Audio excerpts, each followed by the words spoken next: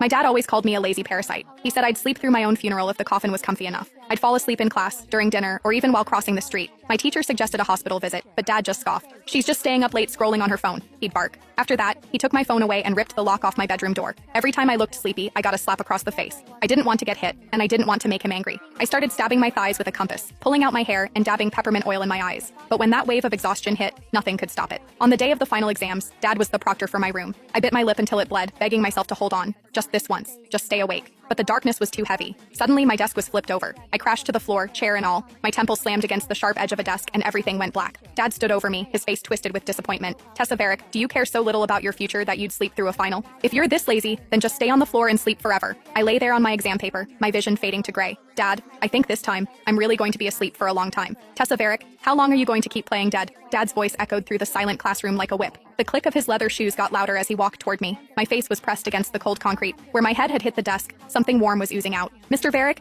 I think Tessa really fainted, a boy nearby whispered. Fainted? She's just being lazy. Dad grabbed my collar and yanked me up. He was incredibly strong, and he hauled me off the floor with one hand. My head dangled uselessly, and my hand scraped against the floor, leaving a streak of skin behind. You sleep in class, you sleep at dinner, and now you're doing this during finals? Dad hissed the words through gritted teeth. You might not have any shame, but I'm the dean of students. I have a reputation to keep. He began dragging me toward the exit. The tips of my shoes left 2 long trails in the dust on the floor. Mr. Varick, maybe we should take her to the nurse? Miss Sterling, a young teacher, stood up with a worried look. Don't bother Miss Sterling. Don't let her fool you. Dad didn't even look back as he sneered. She was probably up until 3 a.m. on some secret device. This is all an act. But her face is so pale. Something looks wrong. Miss Sterling hurried down from the podium, trying to block his path. She's faking. I know my own daughter better than anyone. Dad slammed the classroom door open. Focus on your exams. If I see anyone else looking around, your papers are void. The room went deathly silent. Dad dragged me all the way to a storage room at the end of the hall. It was filled with broken desks and smelled like old dust. He threw me onto the floor without a second thought. My head hit the wooden door with a dull thud. In that moment, I felt light. I floated up toward the ceiling, looking down at myself. The girl named Tessa was crumpled on the floor, eyes shut, her face white as a sheet. Dad knelt down and grabbed my chin roughly. Tessa, open your eyes right now. The body on the floor didn't move. Dad let out a frustrated laugh, his eyes landing on the blood near my ear. It had trickled down from my temple and was staining my neck. He frowned in disgust and pulled a tissue from his pocket. You even brought red ink to make it look real? Dedicated, aren't you? He rubbed the tissue against my ear with force. The rough paper tore my skin further, making the blood smear even more. Disgusting. You're just like your useless mother, always using these pathetic tricks. He crumpled the bloody tissue and threw it at my face. Fine, stay here then. Let's see how long you can keep this up. He stood up, wiped the dust off his hands, and walked out. My soul hovered near the ceiling, screaming at him to stop. Dad, that isn't ink. That's my blood. Dad, my head hurts so much. Please help me. But he couldn't hear me. He only gave me the back of his head as he walked away. I heard hurried footsteps in the hallway. It was Miss Sterling. She was holding a stack of scratch paper, using it as an excuse to get close to the room. She peered through the small glass window in the door, her brow furrowed. Tessa, can you hear me? She tapped gently on the wood. The version of me on the floor remained motionless. A fresh drop of blood slid from my earlobe onto my white collar. Miss Sterling's face went pale, and she reached for the handle. Miss Sterling, what are you doing? Dad's cold voice boomed from the other end of the hall. She jumped, pulling her hand back instantly. Mr. Varick, I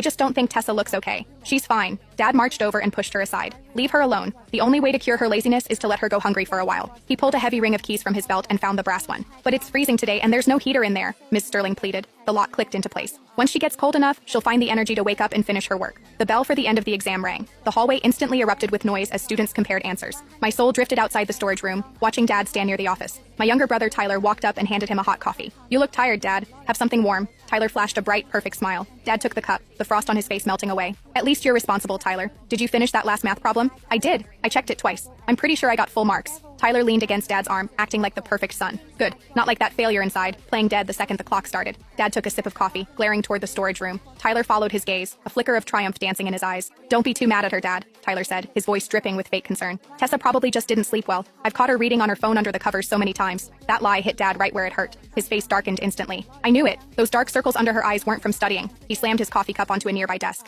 I took her door lock off, and she's still finding ways to sneak around? Unbelievable. Standing beside them, my soul felt a wave of bitterness. I remembered the night he took my lock. He'd been passed over for a promotion and came home looking for a target. He kicked my door open and saw me nodding off over my homework. Without a word, he grabbed his toolbox and unscrewed the lock while I watched, crying. You don't get privacy in this house anymore, he'd snarled. Let's see you try to be lazy with the door wide open. I hadn't cried that night. I just stared at the inside of my thighs. They were covered in tiny red dots from my compass. Some had scabbed over, others were weeping. To hide the faint smell of blood, I'd started dousing myself in peppermint oil. But when Dad smelled it, he decided I was vaping to hide the scent of something else. Trying to act like a little thug, are we? He'd slapped me so hard my ear rang, then took my phone. After that, I didn't even have an alarm to wake myself up. I just had to stab deeper. Even now, in death, I didn't hate him. I knew he was stressed. I knew raising 2 kids alone was hard. I just wished I could have proven to him that I wasn't being lazy. The intercom announced that the building was closing for the afternoon. The students cleared out, leaving the halls hauntingly quiet. The storage room was a freezer, and the body on the floor was turning stiff. The sun was at its peak, but it couldn't reach through the half-boarded window. My soul kept track of the time. It had been 3 hours since I fell. The golden window for treating a brain bleed had slammed shut long ago. A flashlight beam cut through the dim hallway. The old security guard was doing his final rounds. The light swept over the storage room window and stopped on the floor.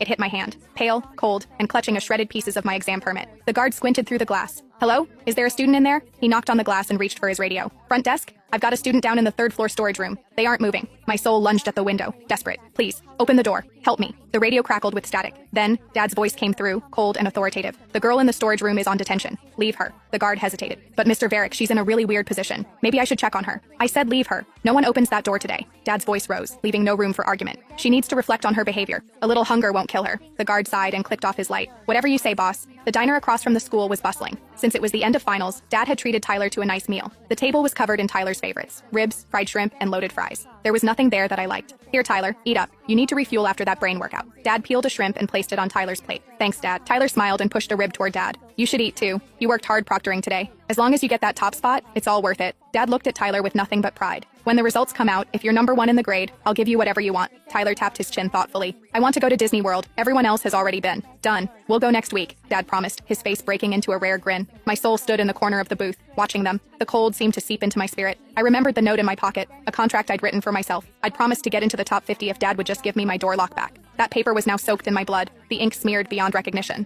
I'd never get to show it to him. After lunch, Dad headed back to school to grade the papers. The teachers were all gathered in the lounge, the air filled with the scratching of red pens. Dad was grading the English lit exams. He was moving fast until he hit a completely blank sheet. The name at the top was written in shaky, barely legible letters: Tessa Varick. I'd used every ounce of my strength to write my name before I collapsed. Dad stared at the blank page, a muscle in his jaw twitching. "Not just lazy, but defiant now," he muttered. He gripped his red pen so hard I thought it would snap. "Everything okay, Arthur? You look like you're about to explode." The department head leaned over to look. "Wow, not a single word on the essay? That's a bold way to fail." "It's just my ungrateful daughter," Dad spat. He grabbed the red pen and drew a massive X across the entire page. The ink bled through to the back of the paper. "She's gone too far this time. Napping in class is one thing, but this is an insult." He shoved his chair back, the legs screeching against the tile. "I'm going to settle this once and for all." He grabbed the failing paper and stormed out of the lounge. The wind in the hallway whipped his coat, matching the fire in his eyes. It was 4 p.m. The sun was starting to dip. The hallway outside the storage room was draped in shadows. Dad didn't bother with the key at first. He kicked the door hard. "Tessa, the sun is going down. Are you done with your little nap yet?" Silence. He scoffed, jammed the key into the lock, and threw the door open. The smell of mildew and stagnant air rushed out. Dad marched in, holding the red-marked paper like a weapon. "Get up and look at this pathetic excuse for an exam." Then, he stopped mid-sentence. I was still in the exact same spot, in the exact same position as 4 hours ago. "Are you really still playing this game?" The afternoon light hit the room at a sharp angle. Dust motes danced in the air above my body. I was curled up in a way that looked painful and unnatural. My fingers were locked in a death grip around my permit. My fingernails had turned a sickly purple, digging into my palms. The pool of blood on the floor had dried into a dark, crusty rust color. Dad walked over and nudged my stiff leg with his shoe. "What is this? Some kind of performance art?" He rolled the exam paper into a tube and whacked my shoulder with it. "You think putting some red dye on the floor is going to stop me from making you rewrite this 100 times? No answer. I didn't flinch. I didn't breathe. "Tessa, my patience is gone." His voice was a low roar of suppressed rage.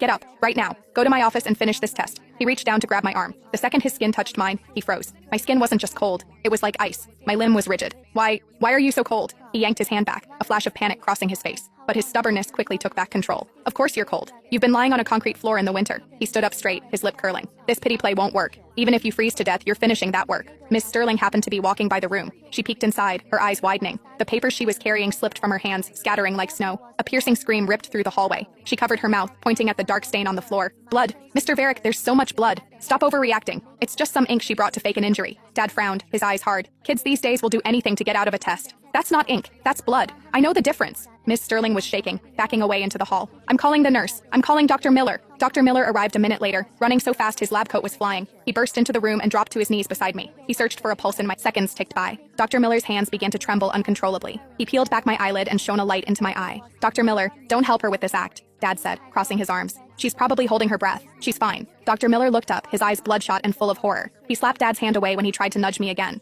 "Mr. Varick, an act? Are you out of your mind?" His voice cracked, echoing in the empty room. "Her pupils are fixed and dilated. Her body is already in rigor. You locked a child with a massive brain hemorrhage in a closet for 4 hours." The failing exam paper slipped from Dad's fingers and hit the floor. Time of death. Hours earlier. Long before lunch. Long before Tyler's shrimp and ribs. Long before Disney World.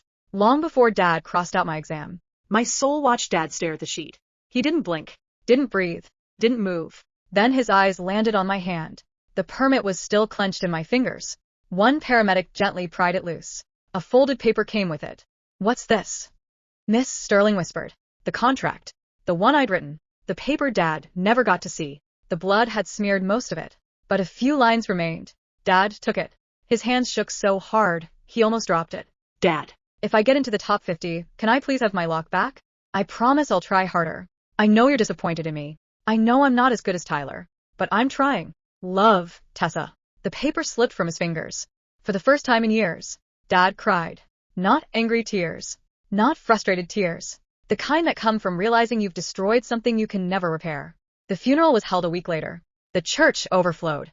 Students came. Teachers came. Even former classmates came. They all had stories. Tessa used to help me with math. She stayed after school to tutor me. She always shared her lunch. She helped me study for finals. Dad sat frozen. Each story sounded like they were talking about a stranger, because he had never bothered to know me. Then Miss Sterling approached the podium. She carried a folder. I think everyone should see this. Inside were photographs, pictures the school nurse had taken, compass wounds covering my thighs, bald patches hidden beneath my hair, blood-stained tissues soaked with peppermint oil, pages and pages of perfect homework covered in tiny drops of blood where I'd stabbed myself to stay awake. The room erupted. People gasped. Some cried. Dad stared at the photographs. His face turned white. A neurologist stood from the audience. I reviewed Tessa's medical records after her death. The room quieted. She had severe narcolepsy. Dad's head snapped up. The doctor continued. It was treatable. Silence. If she had been brought to a hospital when symptoms first appeared, she could have lived a normal life. Nobody moved. If she had received treatment after collapsing during the exam, she would almost certainly still be alive. Dad broke. His shoulders folded inward. A horrible sound escaped his throat. The kind of sound a person makes when they finally understand exactly what they've done. Months passed. The investigation finished. The findings spread everywhere. The dean who ignored a dying child. The father who locked his injured daughter in a closet. News stations ran the story for weeks. Parents demanded answers. Students protested. The school board removed Dad immediately. His teaching license was revoked. His pension disappeared. Every award he'd ever displayed was taken down. The office with his name on the door was emptied in a single afternoon. People stopped looking at him with respect. They looked at him with disgust. Tyler didn't fare much better. Investigators uncovered years of lies. The stories about me staying up all night. The stories about secret devices. The stories about laziness. All fabricated. Teachers began remembering things. How Tyler always seemed pleased whenever I got punished. How he'd smirk whenever Dad yelled at me. Friends stopped calling. Classmates avoided him. The perfect son suddenly had nobody left. Dad spent most of his days alone. His house became silent. No footsteps upstairs. No bedroom light under the door. No sleepy girl nodding off at the dinner table. Just silence. One evening he opened a drawer and found my confiscated phone. Still charged. Still working. He unlocked it. There were no secret apps. No late-night games. No hidden accounts. Instead, he found hundreds of alarms. Every 10 minutes. Every night. 12:10 a.m., 12:20 a.m., 12:30 a.m., 1 a.m., 2 a.m., 3 a.m., each labeled the same thing. Don't fall asleep. Stay awake. Try harder. Dad is getting angry. Dad collapsed onto the floor and cried until sunrise. Years later, people still remembered the case. The girl everyone called lazy. The girl who spent every waking moment fighting sleep. The girl who only wanted her father to believe her. As for Dad, he visited my grave every week. Rain. Heat. Storms. Didn't matter. He always came. He'd sit there for hours, talking to a stone, apologizing to someone who could never answer. My soul listened once. Just once. His voice was old now. Broken. Tessa. He placed fresh flowers beside my headstone. You weren't lazy. His hands trembled. You were trying harder than all of us. Then he lowered his head and cried. The words he should have said while I was alive finally left his lips. I'm proud of you. But by then, I had already been asleep for a very, very long time. I thought that was the end. The funeral. The grave. Dad's regrets. The apologies that came too late.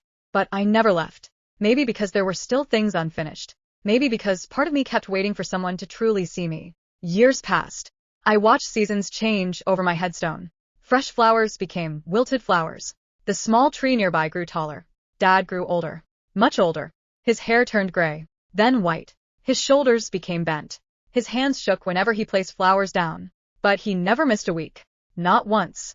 One winter afternoon, he arrived carrying a cardboard box. He sat beside my grave and opened it. Inside were hundreds of papers. Every report card, every drawing, every essay, every certificate. Things he'd never bothered looking at before. He unfolded one carefully. A second-grade drawing. A stick figure holding hands with a larger stick figure. Above it were the words, "Me and Dad." The paper shook in his hands. "I don't even remember this." His voice cracked. "I don't remember when you gave it to me." Of course he didn't. I remembered. I'd waited 3 hours outside his office that day. He'd taken it without looking, then tossed it into a drawer. Now he stared at it like it was priceless treasure. One by one, he went through everything. A spelling bee ribbon, a science fair certificate, a birthday card, an essay. Then he froze. The essay was titled, "The Person I Admire Most." Dad slowly began reading. "The person I admire most is my dad." His eyes immediately filled with tears. "My dad works very hard. He helps lots of students. Sometimes he gets angry, but I know he's tired. When I grow up, I want him to be proud of me." The paper slipped from his hands. He couldn't continue. He buried his face and sobbed. Not the restrained crying from before. Not silent tears. Ugly crying. The kind that comes from realizing someone loved you far more than you deserved. After that day, Dad started doing something different. He began speaking publicly. At schools, hospitals, conferences, anywhere people would listen. He told my story. Every detail. The sleeping, the punishments, the storage room, the brain bleed, The death. Many audiences cried. Many parents cried. Some hugged their children afterward. Others immediately scheduled medical appointments. Dad never softened the story. Never excused himself. If your child tells you something is wrong, he'd say, "Listen." Then he'd pause. Because the next part always hurt. The worst mistake of my life was assuming I knew my daughter better than she knew herself. Years later, a woman approached him after one of those talks. She had a teenage daughter beside her. The girl looked healthy. Awake. Alive. "My daughter has narcolepsy," the woman said. "We only discovered it because of your story." Dad froze. The mother smiled through tears. "She's receiving treatment now." The daughter stepped forward. "Thank you." Dad couldn't speak. For several seconds he simply stared. Then he began crying again. Not from grief. Not entirely. For the first time in years, there was something else mixed in. Relief. Because maybe one child had been saved. Maybe two. Maybe hundreds. Maybe my death hadn't been completely meaningless. Eventually age caught up with him. One autumn morning, Dad didn't come to my grave. Then another week passed. And another. The cemetery remained empty. I already knew why. A few days later, people gathered around a second headstone. Simple. Modest. Nothing fancy. Just his name. Tyler stood there alone. Older now. Quieter. Life hadn't been kind to him either. He stared at Dad's grave for a long time. Then he finally whispered. He never stopped talking about her. Nobody answered. Tyler laughed weakly. He loved her more than anything. A pause. Just too late. Then he walked away. The cemetery became quiet again. Wind moved through the trees. Leaves drifted across the grass. For the first time in years, I felt something changing. The weight keeping me there. The sadness. The waiting. It was fading. Ahead of me, a warm light appeared. Gentle. Peaceful. And standing within it was someone familiar. Mom. Young. Healthy. Smiling. The way I remembered her. She opened her arms. Tessa. My eyes filled with tears. The first tears I'd been able to shed since dying. "I tried really hard, Mom." She smiled. "I know." The words I'd spent my entire life needing to hear. Just 2 words. "I know." The light grew brighter. The cemetery grew smaller. The grief. The anger. The loneliness. All of it slowly slipped away. And as I took Mom's hand and stepped forward, I glanced back one last time. At the grave. At the flowers. At the life that had hurt so much. Then I smiled. Not because everything had been fair. Not because everything had been forgiven. But because, at last, I wasn't tired anymore.